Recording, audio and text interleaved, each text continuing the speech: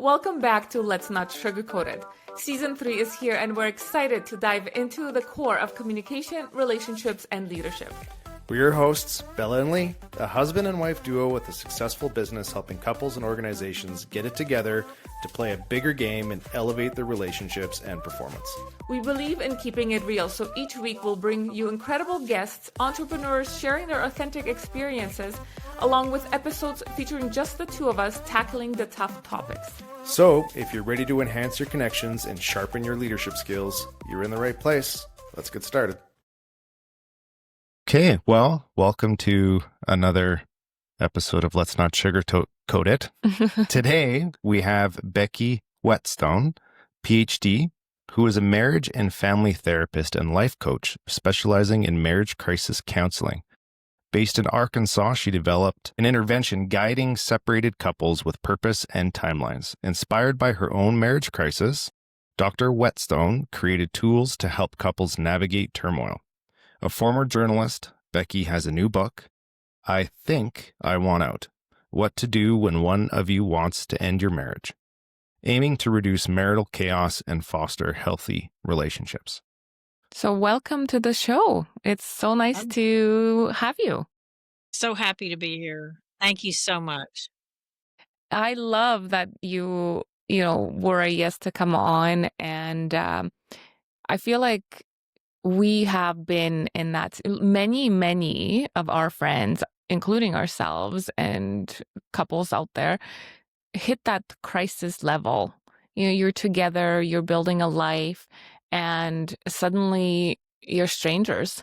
Mm-hmm. And it's such an important conversation to have, I think, before, during, and after, having gone through those milestones, because we talked about this before. Having milestones keeps us kind of not engaged with each other. Like we're always chasing something, the career, the house, then the children, but we never stop and look at what is going on between each other as a couple.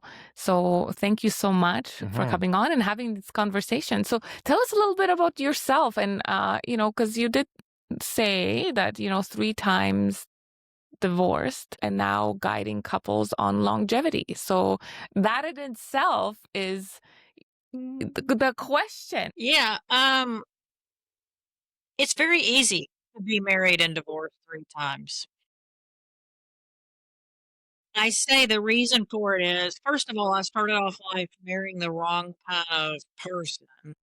And this was kind of residue from how my parents had conditioned me about what kind of guy is desirable, And so I think I was choosing partners more to please them than who was compatible for me. And I did love the guys. I will say I did love them, but we were hopelessly incompatible. And the thing is, some people will say, well, I don't want to get marriage therapy from someone who's been married and divorced 3 times. But I think the difference between me and someone who's been married 40 years is you do meet people married for a long, long time go through periods of time when they wanted to divorce. They wish they had divorced and they didn't have the courage to do it for whatever reason. And so I have always been kind of a person of action. So I was never the kind of person that was going to sit miserably in something that couldn't be changed. So I would leave. So, but I'm the one that in the beginning was harshly judged, because I've been married so many times. But I took 10 years off after marriage 3. I was in graduate school at that time. And I was studying relationship dynamics, what it takes to have a healthy marriage, how to choose a partner, all these issues. Vowed I would never marry again unless, I wasn't going to overlook red flags in the future. And after 10 years of being single, I found somebody that I thought I could do this with again. And so I've been married for 13 years now to number 4. But I'm from Arkansas, and I lived in Texas 25 years, raised my kids there, and then moved back home. And now I just do life coaching. Um, and also I've got another book that I am releasing right now that I wrote 25 years ago about my third marriage, which was for 5 years to a United States congressman. It was quite an unbelievable story. I wrote it 25 years ago. I've kept it in a drawer all these years and finally decided I was going to pull it out, revise it with a marriage therapist's eye, and re release it. So it's really another marriage crisis story, but it's my story. Yeah. Mm. I think what I like what you said at the very beginning is that we choose the wrong person, not because there's a lack of love, I think, is because we are not conditioned or taught to know who we are ourselves and what we want. Women, on average, let's say majority women, we are taught to please. And when that starts failing us, we come up and say, what am I doing? And it is statistically women walk away from the marriages first. That's what 75%. 75%. Yeah. And I think it's because we do want to work things out. We do want to, but we're no longer wanting to sacrifice all of ourselves for the other person. And if the other person is not willing to do the work, then that's when the marriage ends. I think too is we don't quite know what the work means, Yes. right? When we're getting into sure. a relationship, right? Especially, when we're in our, 20s, even 30s, Mhm. we don't know what that means. And so we unconsciously find ourselves in relationships with a person who, makes us feel better about ourselves, Mhm. right? Because they're kind of filling a part of us that's missing. And then that's all great and fine for a while until it's not great and fine. Not always necessarily because the other person is, they've changed, Mhm. but it's just we get to a point where we realize that we're not whole, Yes. right? We haven't been whole. We've been relying on this other person to fill that. Mhm. And then because we still don't know what the work is, then we look at that other person as like, oh, you're the problem in the Yeah. relationship and I'm unhappy with you. When in actuality, it's just you're coming to terms with the fact that you're really kind of not happy with yourself Mhm. or maybe where your life has ended up because you haven't been doing, in air quotations, the work. Yeah. Yeah. Are you talking about yourself? Yeah.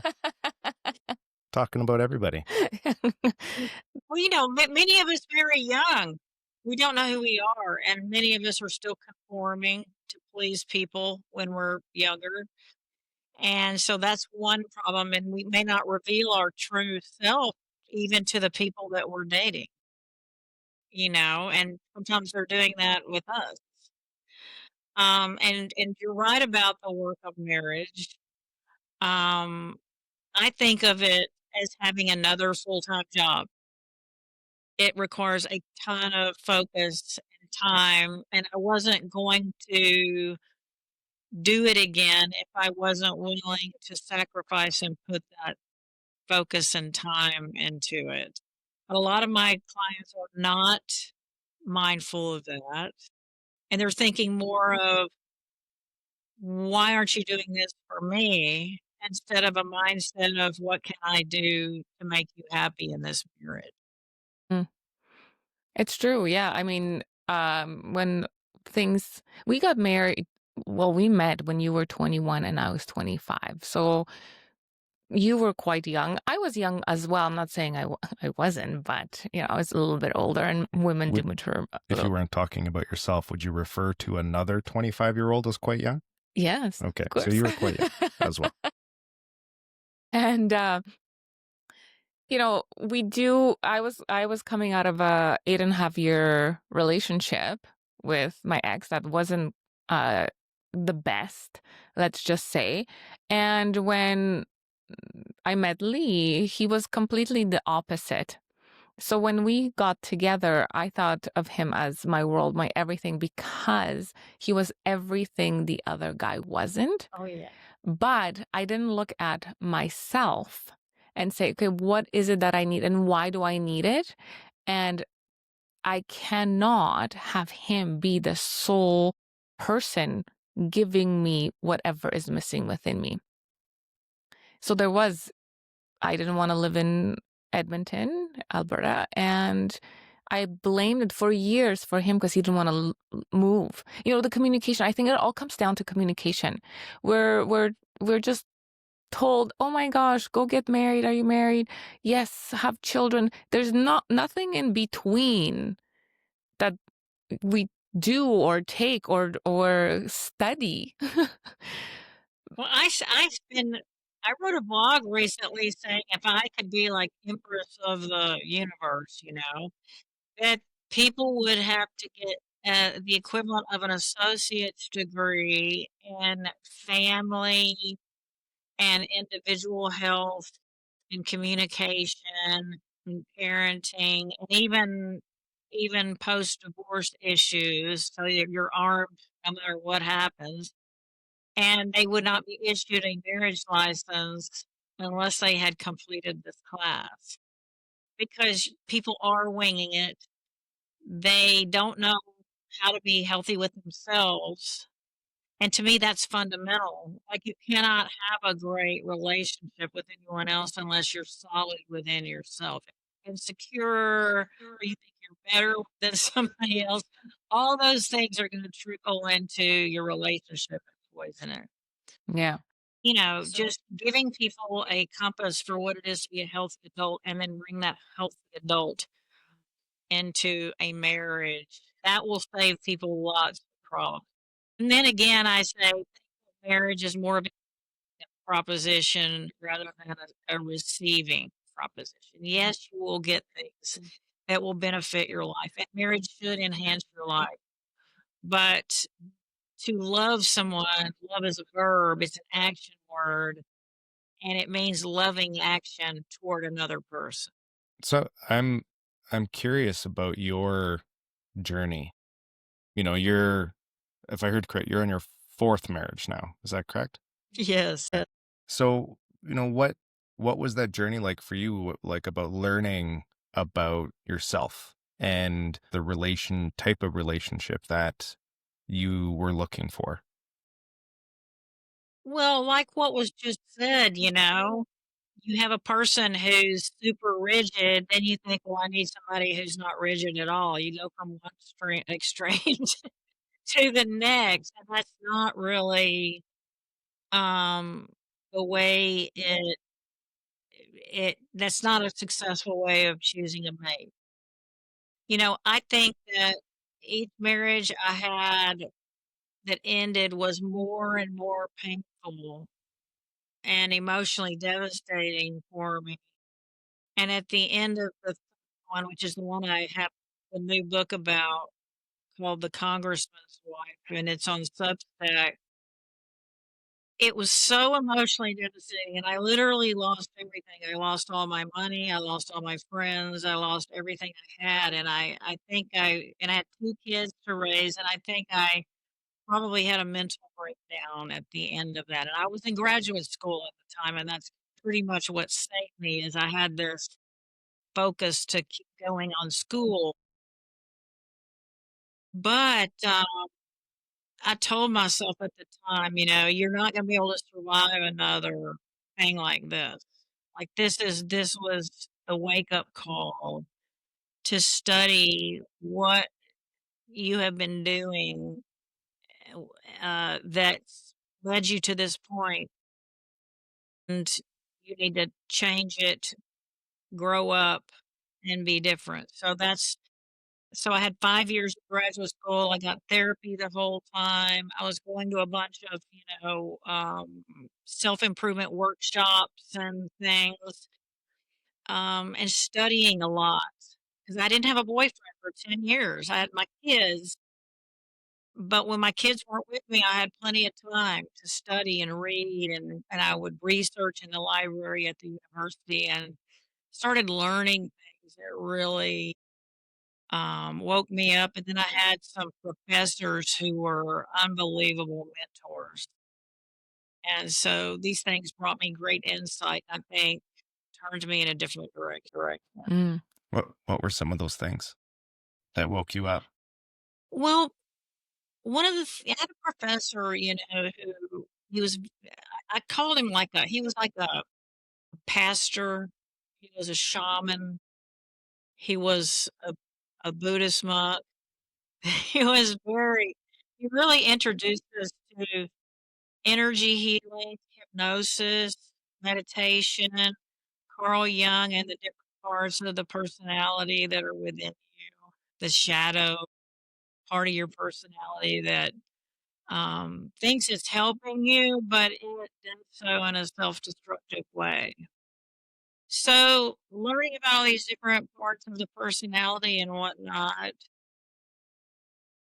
I taught me that we need to pull out the ugly parts of ourselves, the parts of ourselves that we don't like ourselves, that we wish to understand, we wish would go away, but it still keeps showing up.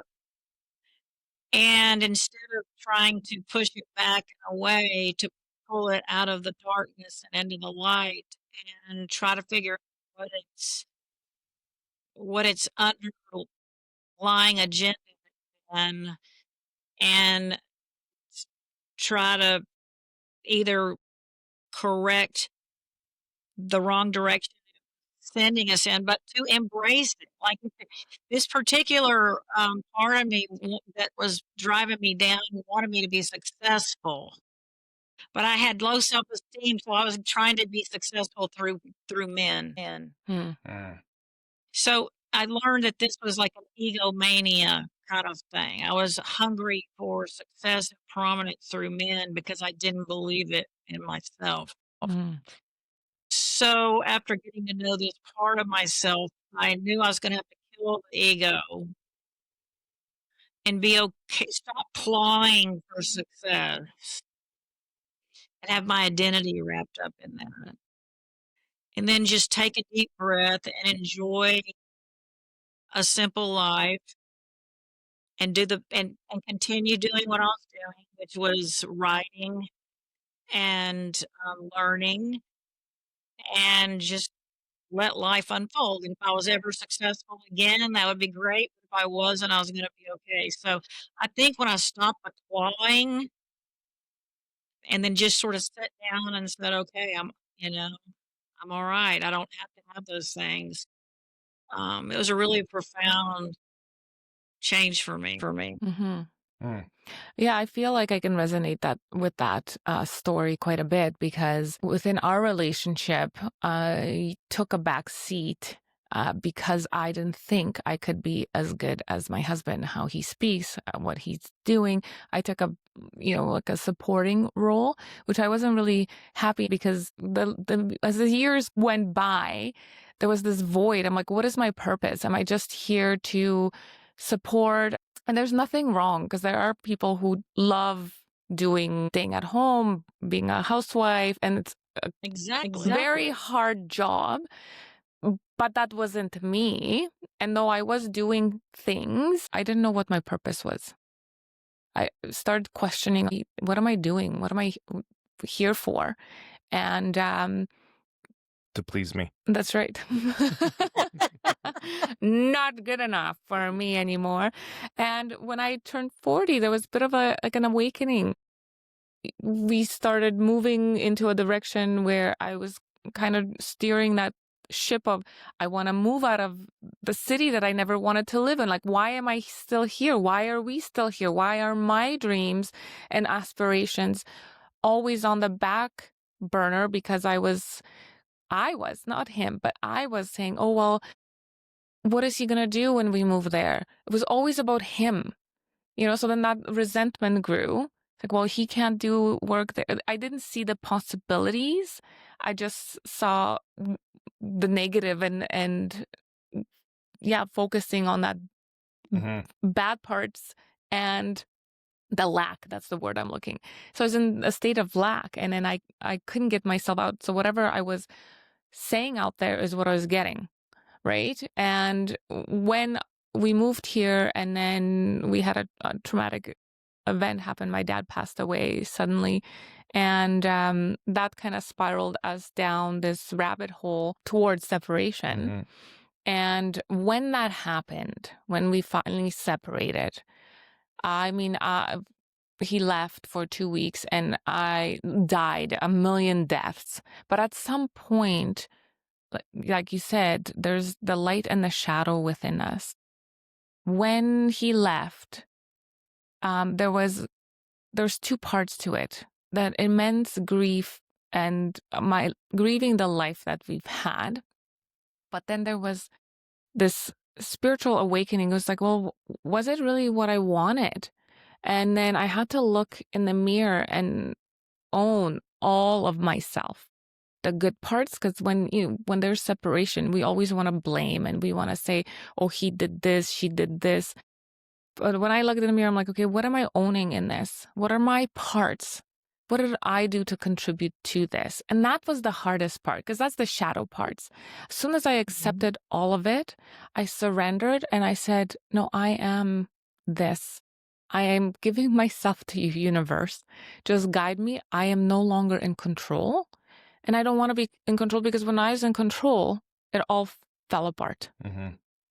So it was in that moment, there was a blessing in disguise, because that's when I started looking at the things I needed for myself, I needed for me, not as the mother, the wife, the daughter, but what does Bella want, need, and who is she without all these things?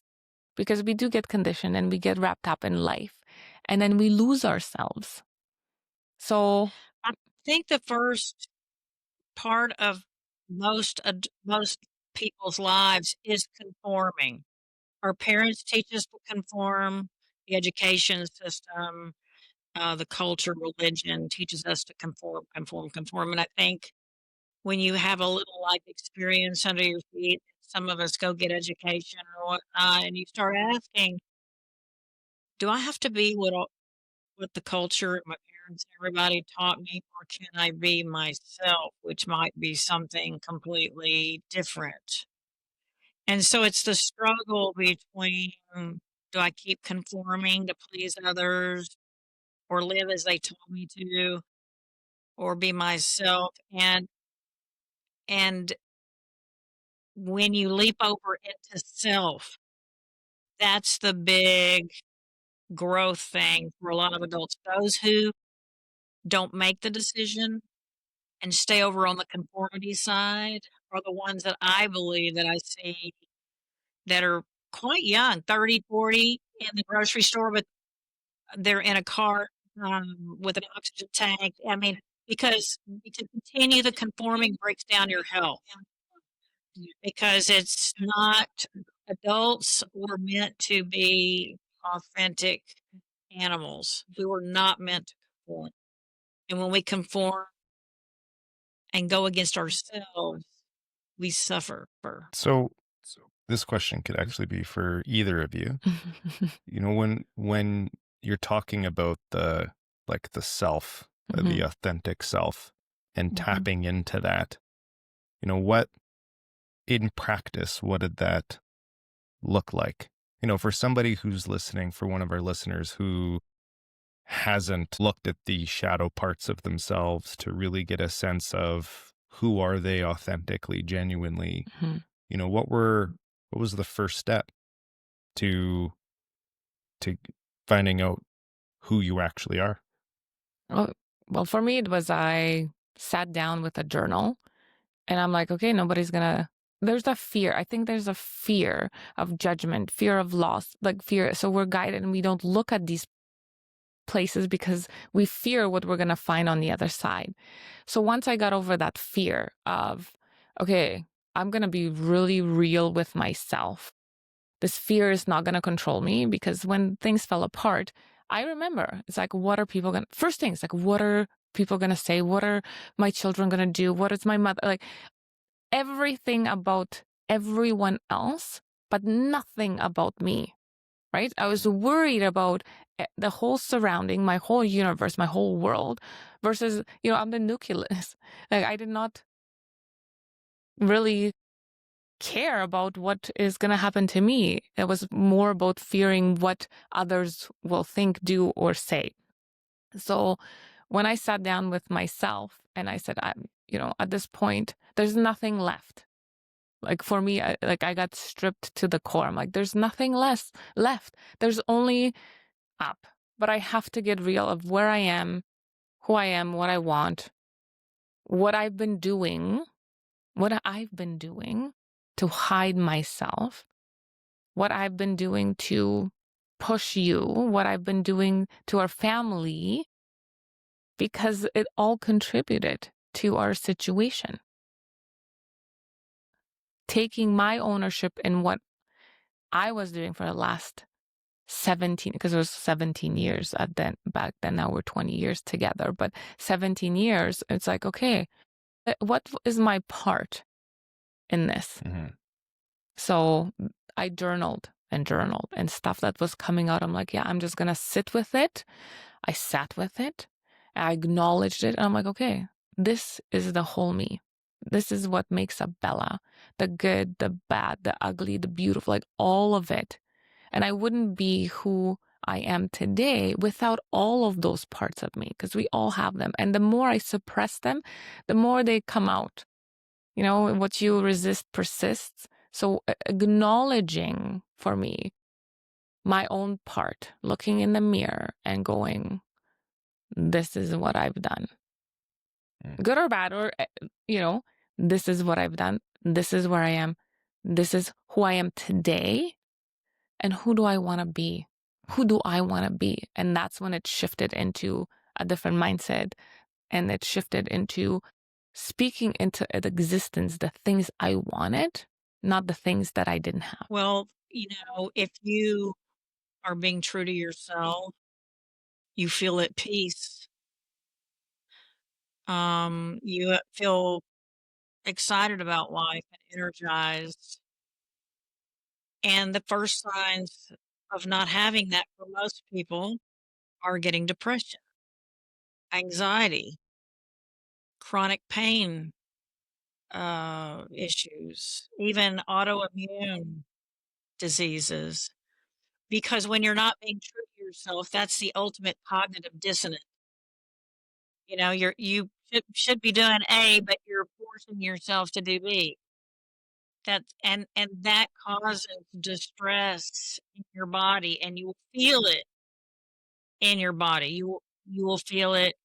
You'll have headaches or neck aches or body aches or stomach problems, squeezing in your chest, achy body. So this is the beginning of your soul warning you that you need to get right with yourself and get aligned with what you were put on this earth for, what your beliefs and values are, and start living true to that. And if you don't listen to the soul sending you all these warnings through your body and through ultimately giving you depression and anxiety. And for me, I was having debilitating panic attacks. Couldn't get off the couch. Dinner would be in the oven. The buzzer would be going off, and I wouldn't be able to get up off the couch to get the food out, and it would burn right there. I was like 10 feet away from the oven. And so I was married to my kid's dad at the time, and he was a physician, and he called a psychiatrist. As I was saying, I think that when you feel ill at ease, that's a pretty good sign that you're not being true to yourself. And in my case, I was having debilitating panic attacks. My kid's dad was a physician, and he made an appointment for me with a psychiatrist when I couldn't get off the couch to get the dinner out of the oven. I went to the psychiatrist. He gave me some meds, which I never took. And then I went to see his wife, who was a psychoanalyst, and I saw her twice a week for 2 years. And then they sent me to a biofeedback guy who taught me how to relax my body and to meditate. And he did hypnosis and things with me. And from when I started that process, I immediately started coming out of all those physical. I was becoming a chronic pain patient. I was going for bone scans and stuff. They could never find anything wrong with me. What was wrong with me is I wasn't being true to myself, and my body was screaming at me to get right with myself. So, when you're doing things that bring you joy, make you feel peace, give you contentment, that's a pretty good indicator that you're being true to yourself. When you're doing things that you're dreading, you have a lot of,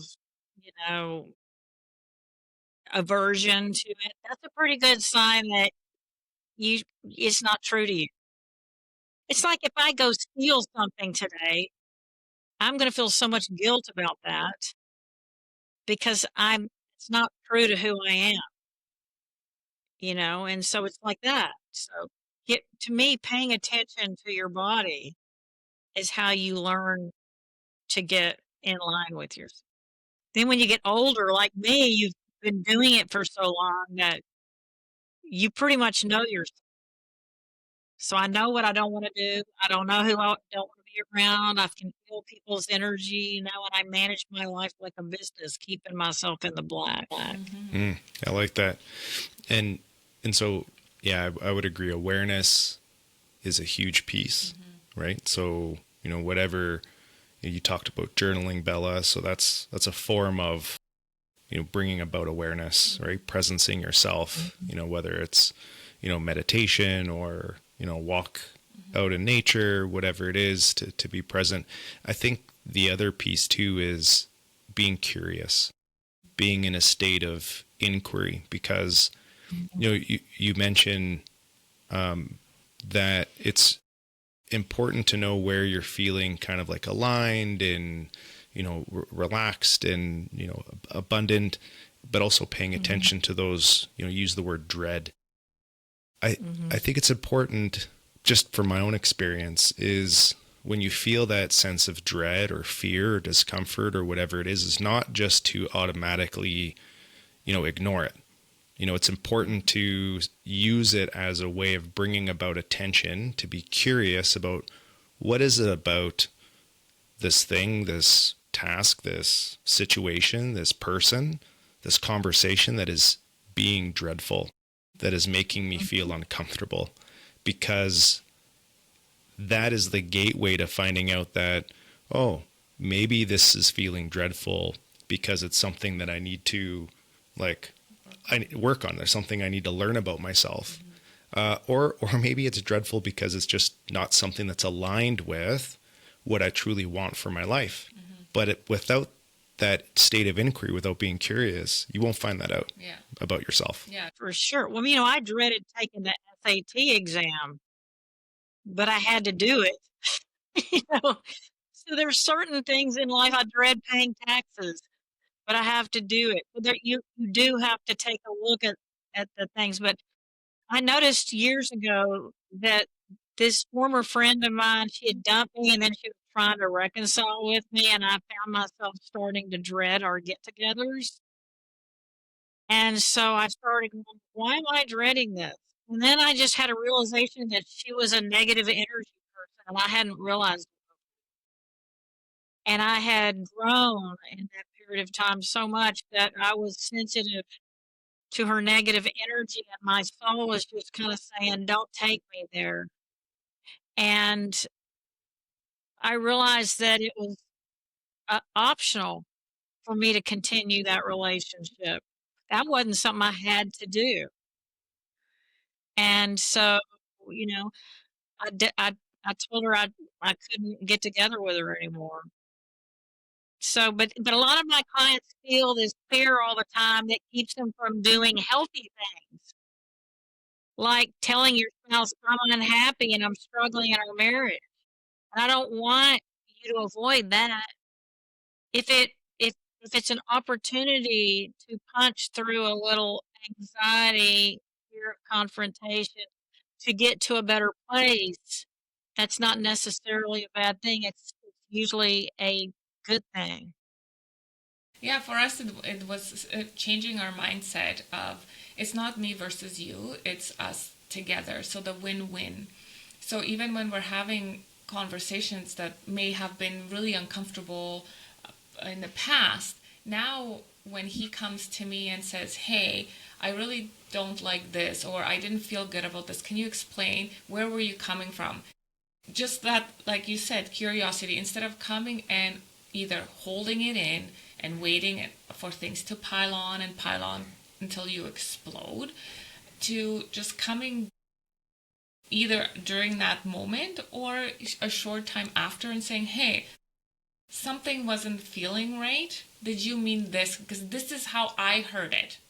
And then it gives me the opportunity, or gives him the opportunity to say either, yes, that's exactly how I meant it, or no, absolutely not. I was thinking about this and that, and that totally disarms and mitigates the whole blow ups and harboring resentment and having those stories in our heads, right? Because we hear something, how we experience situations or conversations as the three of us are talking is going to be all different. When we come and sit down, I'll have a different way of explaining or telling the story of how this went. You will, and so will you, right? So it's just that if it doesn't feel right, and not listening to, okay, why is this not feeling right?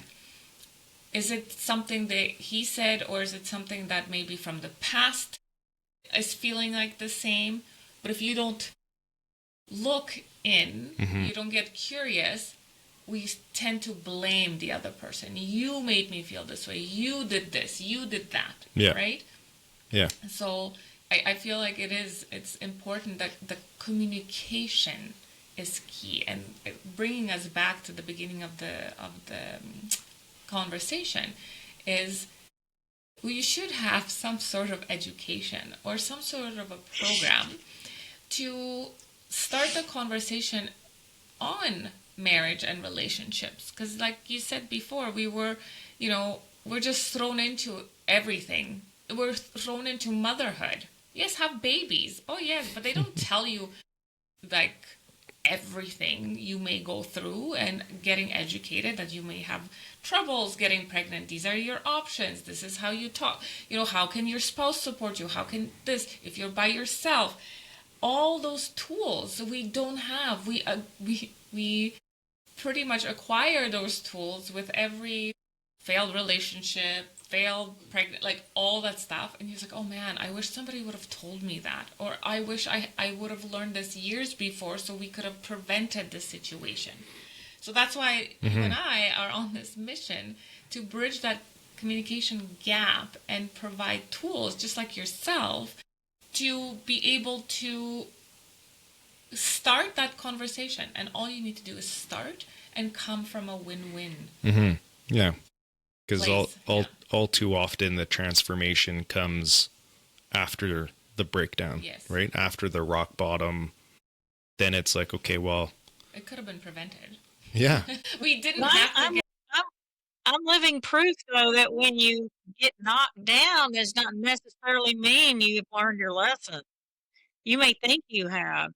One thing that I preach to my clients all the time, and then I write a blog on Medium to try and download everything I've ever learned in my life about families and relationships, is that all of it is a learned skill. Communication's a learned skill. Being healthy with yourself is a learned skill. Learning how to pay attention to whether you're being true to yourself is a learned skill. Everybody's out there winging it, and they can have a PhD, MD, JD, whatever the hell D, and they don't know about what they're doing in relationships. They're winging it. this destroys our family. So you've got to learn to be self-aware.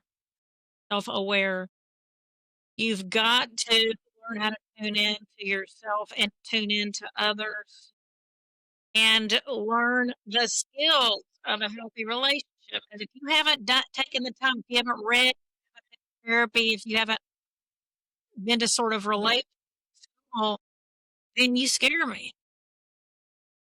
Because I'm the one that's having to teach people every day the basics, remedial level relationships to people that are 30, 40, 50 years old, keep repeating the same communication problems, the same. And the other thing is this, you are in a, well, childhood trauma renders us all emotionally immature. And if you haven't dealt with your childhood trauma issues, then you're probably acting like a 5-year-old, 15-year-old in your relationship, pouting, shutting down, silent treatment, chewing your spouse's head off. And so part of the process is learning to grow yourself up and accept responsibility for your unhappiness and stop blaming others. When, yes, some of us are true victims. Maybe our spouse came in and hit us over the head with a bat for no reason, but that's rare. Usually our unhappiness is due to our own decisions, our own management of our life, and our lack of relationships. Yeah. I love that statement, to take responsibility for our own happiness. Yes. You know, because we're conditioned at a young age to seek out happiness, even purpose. You mentioned purpose earlier, Bella. We look for that externally. We look for it out in the world, as in we're just going to, if we look hard enough, if we're focused enough, if we do enough things, we will find our purpose. We'll find happiness in, the things we acquire, the people we bring into our lives, when really all of that, exists within us, right? It's kind of a choice. Maybe seems not so joyful when we think of it that. Expecting to get it from other people is a deal with the devil, Well, I mean, it's codependence. I'll be happy if other people are doing this, whatever that is, loving me, affirming me, I can't be alone. I have to have someone else in the house. Anytime you're depending on another human being for your happiness or well-being, that's codependency. And so part of being healthy adult is being strong within yourself and being able to solve whatever problem it is for yourself by yourself if needed. It doesn't mean that you can't ask other people for help or to assist you or to be there for you. But in lieu of that, sometimes people can't be there for you or they won't. You've got to make sure that no matter what's going on, you're able to get yourself right. And if you're putting your happiness on other people and they die or reject you, what are you going to do then? So it's very, very important to be able to be self-sufficient come what may. How does one, I guess, find that? I don't know if harmony is the right word, but someone realizing that maybe they're in a codependent relationship.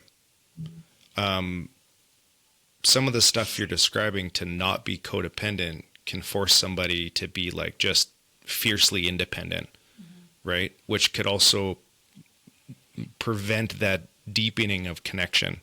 So, what would you say to somebody who, maybe finding themselves in a codependent relationship, listening to this and they're saying, that's I think that's what we need to be, is like in a relationship, being fiercely, and we are as women, I'm just gonna plug that in because you said that's fiercely independent.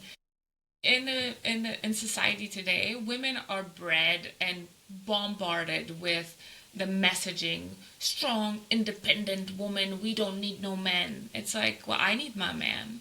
I love having my man. But I'm not dependent on him just because I need him. I don't need him for, let's say, financial support, or maybe I do, or it doesn't matter. But I'm not dependent on him for my happiness, and he's not dependent on me for his happiness. But we are like depending on each other to move through life together in harmony, because it's much easier when we are together than when we are apart. Mm-hmm. Like, tag teaming the children. Timeouts when I need my timeout. I just like, okay, you take the dog at 4:30 in the morning. We can say that now because we just got the puppy. But yesterday, right? So it does, like, going from dependent to interdependent, I think. Well, interdependent is the holy grail of what we're looking for, but you can't do that without if one person is dependent on the other. You've got to be able to be standalone people. Then you have this relationship, which is like a farm that you manage together, and it enhances your life in the best of circumstances. Now, if my husband had a stroke 5 years ago, and he was somewhat dependent on me for a while. That's what I'm happy to pick up the load. I'm happy to help him and be there for him. That's interdependence, and then he got better, and now he's able to take care of himself again and all is well. But that's, it's helping each other with the burdens of life. But if you had to, you could stand alone. Yeah, that is good. Yeah. So let me ask you a question. When a relationship feels like it's on the brink of separating, what is the first question someone should ask themselves before taking any actions? Because, that's... Before they say, I think I want out? Well, I'm not sure, because I think that when you get to that point, it is an indescribable sense of overwhelm, and it feels like you're in a burning house and you've got to get away from it as fast as possible. So I'm not sure your rational thinking is online when you reach that point. Now, if you notice yourself down through the deterioration process, before you get to that climax of stress, I write in my book about the 5 stages of a deteriorating marriage. And the first stage is called disillusionment, where you go, uh-oh, I think I'm unhappy.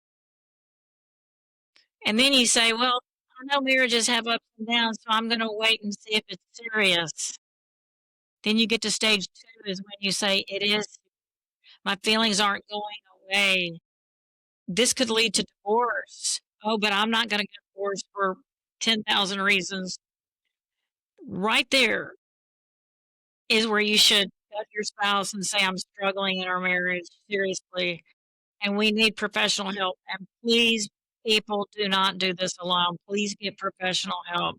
It may not make sense to you guys that a therapist could help you that much, but they can make all the difference in the world for you. And they're going to take you to relationship school. Definitely. I was seeing someone already before our marriage started, like in that deeper end of falling apart because of my dad's passing. And the only person that wasn't, like, kids were in counseling, everybody's in counseling except for him. So we were all kind of moving along, and he refused because, there was this like fear of looking a certain way. I don't need nobody. I can do this by myself. No, we couldn't have done it without somebody guiding us, because when you are in that state of crisis, you're not thinking, like you said, you're not thinking rationally. You're not, you have all your stories and your reasons, and if somebody's not pointing them out and saying, well, wait a minute, are you sure this is about this person, or are you dealing with childhood traumas, all that kind of stuff, we're not aware because we're not trained that way. Mm-hmm. Yeah, it's a bit of an ego identity thing, because to take the action to go get a therapist to go get therapy Is admitting that there's something wrong. Well, yeah, is admitting in a way that something could be wrong. But I think before that even happens, again, there's like this subconscious questioning that's like, what does this say about me? Right? What does this mean? You know, because it goes against, nobody ever, you know, hopes that they're going to have to need a therapist, right? Everybody needs one. There is a terrible, terrible prejudice that people think it means that you're mentally ill. It does not mean that. It means that you don't know a damn thing about how to be healthy as an adult and in relationship. That's all it means. And we're all flawed. We're all imperfect. And therapy's not going to work for you anyway. You come to it with a humble heart, willing to hear things that, you know, that you're imperfect. Yeah. I mean, we don't keep it a secret when we make an appointment to go see our dentist, right? You know, it's not this feeling of shame when we Have a go, cavity. or go for an annual checkup, you know, with our doctor, or for feeling a physical pain that's not going away. It's not like, oh my, what does this mean? What does this say about me by, you know, going to the doctor, and, oh, what are people going to think? No.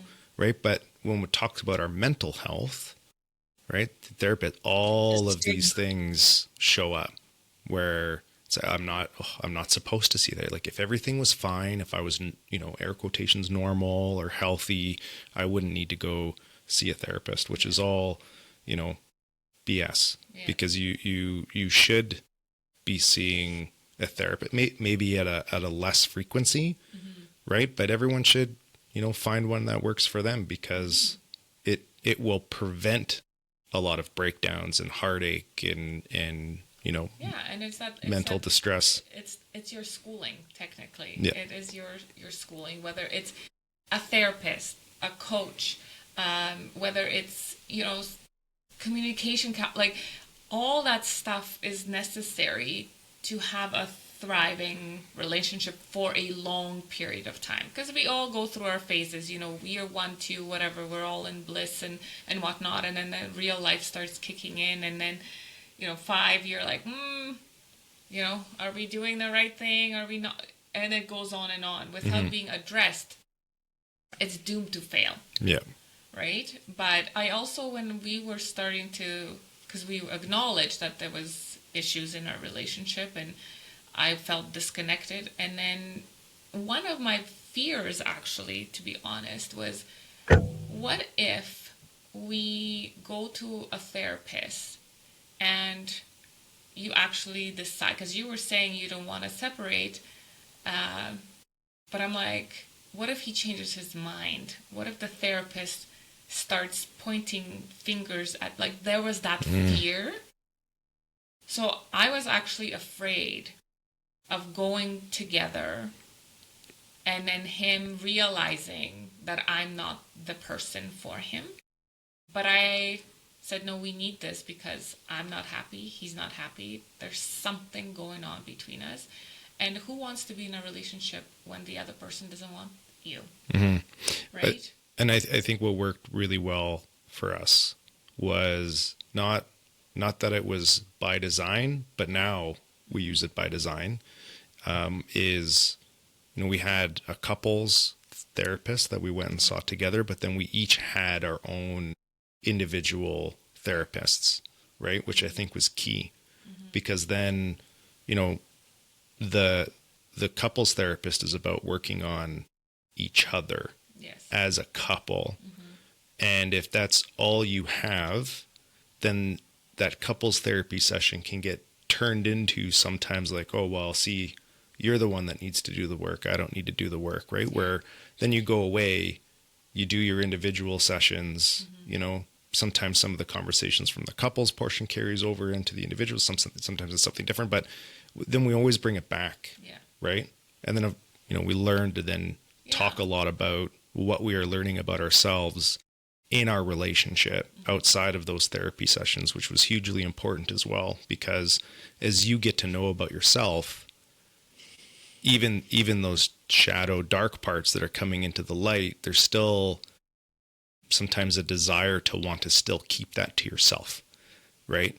Where it's really important to be like, hey, I learned this amazing thing about myself that I didn't know, and share it with your partner.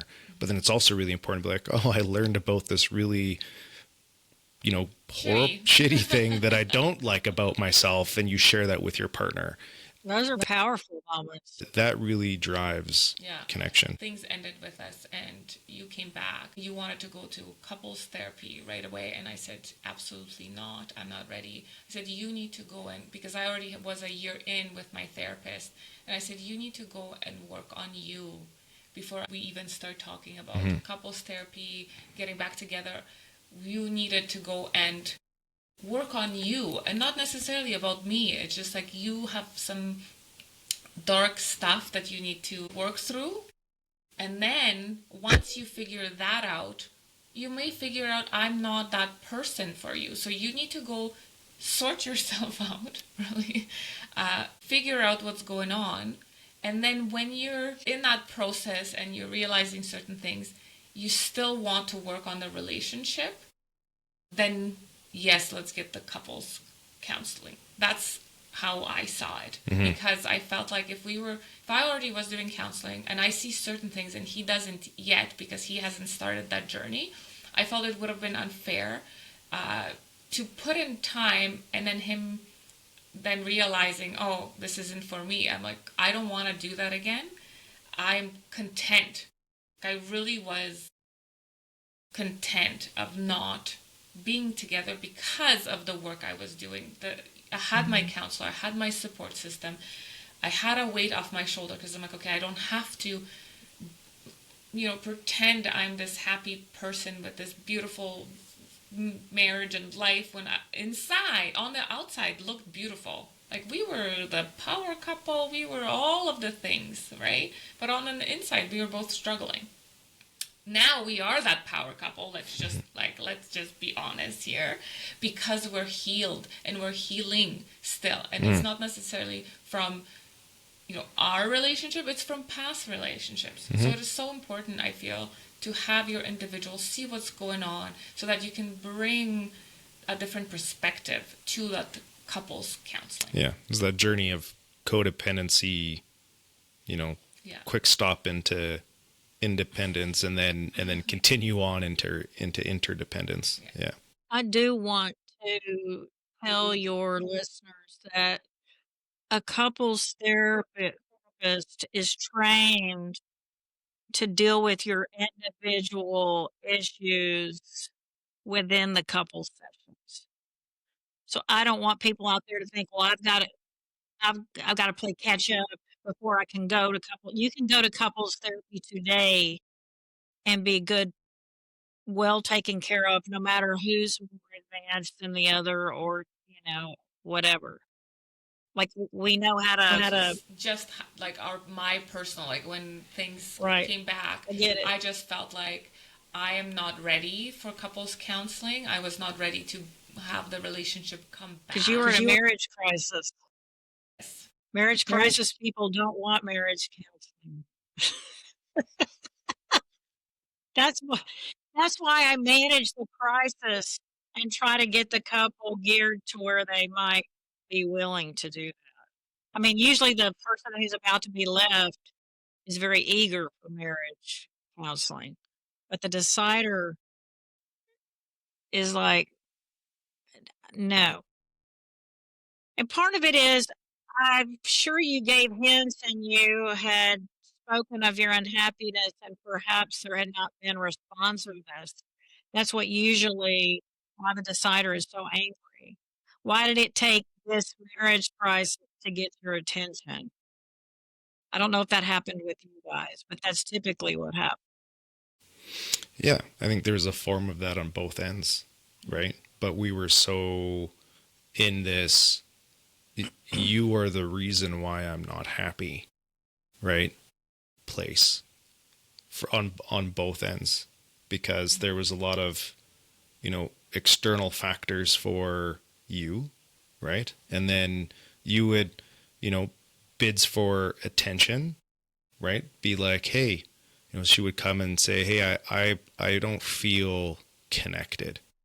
And I think there's, these dynamics at play that when you don't go through like relationship school, like relationship with yourself school, that you don't know how they show up inside of a relationship. And so, we learned about after the breakdown and coming back together, we've learned a lot about ourselves. Like I'm an avoidant, right? Attachment style. She's more of an anxious attachment style. So I very much disassociate with my emotions and all of those types of things. So when she would come and say, hey, I feel disconnected, I would literally just say that okay, like that's on you, right? Like I don't feel disconnected. So that's kind of a you thing to have to deal with. And then I That left her thirsty, didn't yeah, because I felt like she was making me wrong, right? For something that, I was doing or not doing. And instead of me being like, oh, okay, hey, let's talk about this, right? And let's actually be curious. Is it something that maybe I'm doing or not doing? Or, maybe it's just a way that you're feeling about it. It's not a story that you're running, but we're not going to figure that out unless we talk about it. And there was just so many versions of that what ended up happening is because I wouldn't engage in those healthy conversations early when, they're being brought up in a calm way, then what would end up happening is the only time there was kind of a test of, okay, are we still in this? Is when one of us has had enough, usually you, where we're not talking about the things that are important to you and to our relationship. And then it would turn into, sometimes an argument. Sometimes it was just like, you'd be upset. Like, hey, why isn't this happening? We need to talk about it. And then in a way it would like force me to have those difficult conversations that we weren't having when, they in a non-high emotional state. Yeah, not at 2 a.m, high Yeah. emotions flying and, but that was. Yeah, it was a disassociative cycle, Yeah. right? Because I didn't want to talk about things. And so it had to get to a point where it was forcing me to talk about where the discomfort of the emotion, right, brought to the conversation was more uncomfortable than the thing that needed to be talked about. So then it was time to talk about the thing in order to resolve the conflict between us. And then when the conflict would get resolved, right, then everything was kind of equalized, I'd go right back to not wanting to talk about things until the emotional, state got high again. So I had to learn to lean into those conversations when even though they were uncomfortable, and do it when we're both like heart rates are low, like resting heart rate. And it's like, these conversations are uncomfortable for me, but we're going to talk about them. Right. And it took time because to have those conversations, because they were a trigger. And yeah, in a way you were trained that in order to have these conversations with me, your heart rate needed to be high. So even when we started having, it was like a trigger. Your subconscious was like, okay, well, every time we have these conversations, we're in fight or flight. So boop, here we go. Right. And then it took some time for us to get to that place where it's like, oh, no, we can actually, it's safe to have these conversations because you didn't feel safe having those difficult, hard conversations. Not because I was behaving in a way that made you feel unsafe, but it was just, I didn't create an emotional safe space for you because I'd always be like, I'd make you feel wrong. I'd make you feel shame. I'd make you feel like you couldn't talk about things that were important to you. Yeah. Yeah. And then, it definitely took time. And that's the big one too. It's like when we're talking with the couples that are in our program is, you're going to make mistakes. Just get back on that horse. It doesn't happen overnight because you are conditioned to interact a certain way. Pattern habits formed, and to unlearn those habits take time. So now when we have those conversations, we don't even say, it's not that we don't argue or have disagreements, because that's not healthy either, but just how we communicate with each other, the respect and the repair is much quicker and much more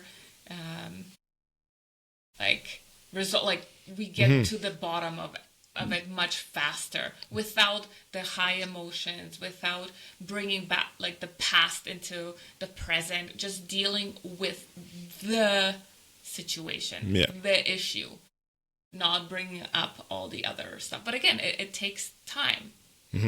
It's not in a defense mode anymore. You're going to say something, I'm going to defend, so then I'm going to throw all the stuff from the past at you. It doesn't work. Like, we don't do that anymore. Yeah. But it took time. No, Definitely took time. It took resources. It took therapy. It took our own studies, our own learnings, and practice. Right. It took a lot of practice. Yeah. Yeah. And I do want to also touch on what you said there, Becky, before about different modalities. You know, you said hypnosis. You've done other things that are not just taking a pill to get your emotions settled, numb you from all of it, because that's what also Big Pharma, I'm just going to plug that in, pushes. Pill without therapy is masking the problem. But I want you to be going to therapy so that you're dealing with the things that are causing you to need the pill. Now, don't get me wrong. Some people that have physiological depression, not situational depression, and it's a chemical issue. And they may need to be on antidepressants their whole life. But if you're a person who's got situational depression and you're not dealing with the situation and taking a pill, then I don't know what to tell you. The pill's not gonna make you happy. It's just gonna make you not as miserable. Yeah, it's numb. It's really numbing and avoiding. And once you're off the pill, if you ever get off the pill, that stuff is gonna come right back at tenfold. What you resist. You have to move through it. You can't go around it. Can't get over it. You have to move through it. And that distance, when you're working through it, is much shorter. You know, when you look at this, like a mountain, let's say, or a circle, if you go through it, it's shorter than going all the way around. It's much less energy expended. That's right. To just go, you know, like even I feel uncomfortable when I have to have certain conversations with people. But when you're an emotional adult, you go and do it and then feel the relief that comes after that conversation is over. Yes.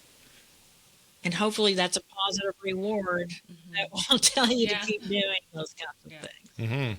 Well, and even I think again it goes back to the importance of intention. We haven't used that word necessarily today, but being very intentional about finding the evidence to support the healthy parts of yourself. So that example, so if you're being an emotional adult and doing the difficult thing that you don't want to do, even if the result, so, you know, having a conversation with somebody and you're uncomfortable about having it because, you know, you're afraid that the other person's going to respond in a way that is not favorable for you. And you do the thing, they respond in a way that is favorable. Okay, awesome, right? That's great. But if they respond in a way that's not favorable, now there's an option. If we're intentional about it, we can choose, okay, they didn't respond the way that I wanted them to. I can't control them, but I did the difficult thing, right? And then you focus on the action that you did. You know, I was uncomfortable and I did the thing, you know, yay for me, you know, and that will help support that versus you do that difficult thing, have that uncomfortable conversation. They respond in a way that's not favorable. And then you go, see, I told you it doesn't work. I'm out. Right. And then you can't be attached to the outcome. You have to let the chips fall where they may, and then you deal with it. You know, take care of yourself. Learn how to nurture yourself. Learn how to soothe yourself when you're disappointed. But we as adults should be able to deal with anything. Yeah, which we can. we can if Yeah. we do the work. That's right. And on that note, thank you so much, Becky, Dr. Becky, PhD, coming and having this conversation, which is very important. I feel we don't have enough of these conversations on a daily basis with our spouses, with our partners. With ourselves. So where can people find you? You can find me at the website marriagecrisismanager.com. Do a go to Medium, look for Dr. Becky or Becky Whetstone, and read all my blogs. Almost 200 and counting. And then I have my Congressman's Wife book on Substack at the Congressman's Wife. And then my book is in every bookstore.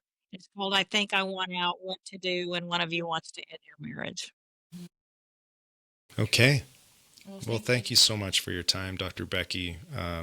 Yeah, this was a great session, great conversations. Okay, until next I time. appreciate it. Okay, Bye. We hope you enjoyed today's episode and gained valuable insights to elevate your life and business. If you found value in our conversation, spread the love. Share this episode with family and friends, and let's grow this supportive community together. And don't forget to like and follow us so we can reach more amazing people just like you. Until next time, remember, let's not sugarcoat it. Keep it real, raw, and unfiltered.